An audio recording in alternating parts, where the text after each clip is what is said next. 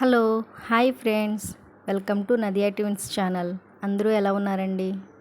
నేనైతే చాలా బాగున్నాను. మీరందరూ కూడా మంచిగా ఉండాలని మనస్ఫూర్తిగా కోరుకుంటున్నాం. ఈరోజైతే దోసకాయ ఎండు చేపలు అయితే చేస్తున్నానండి నేను. దానికోసం ముందుగా ఎండు చేపలు అయితే శుభ్రం చేసి పెట్టుకున్నానండి.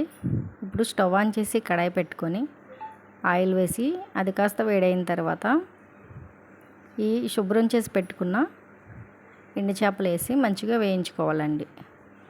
రెండు వైపులు తిప్పుతూ మాడిపోకుండా మంచిగా వేయించుకోవాలి. ఇలా ఎండు చేప వేసి వండిన కర్రీస్ అంటే ఎంతమందికి ఇష్టం? నాకైతే కామెంట్ సెక్షన్లో కామెంట్ చేయండి.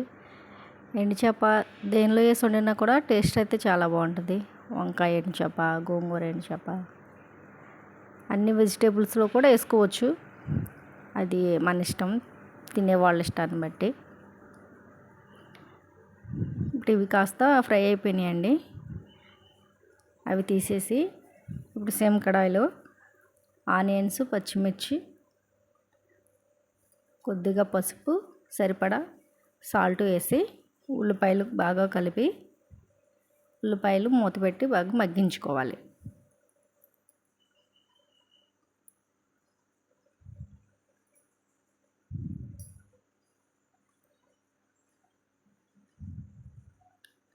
ఉల్లిపాయలు అయితే మగ్గినాయండి.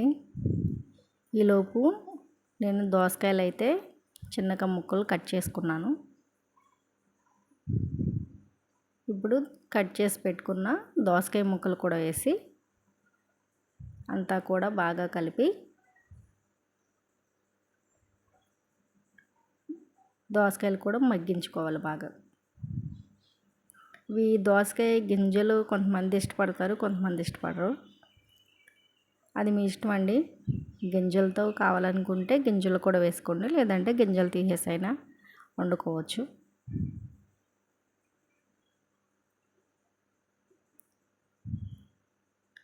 దోసకాయలో వాటర్ ఎక్కువ ఉంటుంది కాబట్టి కొంచెం టైం పడుతుంది. దోసకాయ అయితే మగ్గిందండి.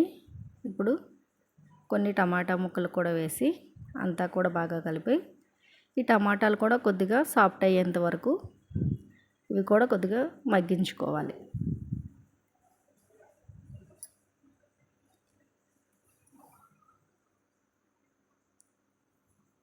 టమాటాలు మగ్గినాయండి. ఇప్పుడు మీరు తినగలిగినంత కారం అయితే వేసుకోండి.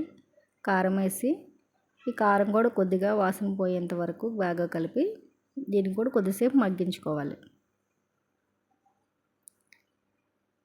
ఇప్పుడైతే ఒకసారి బాగా కలుపుకొని మన కర్రీకి సరిపడినంత వాటర్ కూడా వేసి అది కొంచెం బాయిల్ అవ్వనివ్వాలి.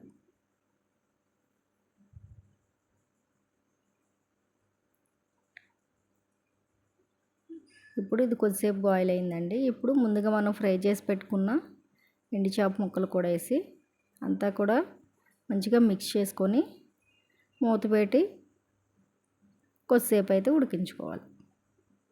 సమ్మర్ అయితే వచ్చేసిందండి. ఎండలు అయితే విపరీతంగా ఉన్నాయి. బయటికి వెళ్ళలేకపోతున్నాం. ఇంకా సమ్మర్ వచ్చిందంటే ఎక్కువ పప్పుచారులు, రసం, ఇలా సొరకాయని, దోసకాయ వాటర్ కంటెంట్ ఎక్కువ ఉన్నాయి తీసుకుంటారు కదా.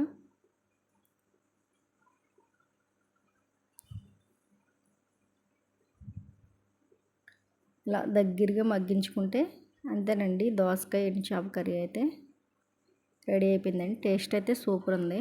మీరు ఒకసారి అయితే ట్రై చేయండి. Okay, bye friends.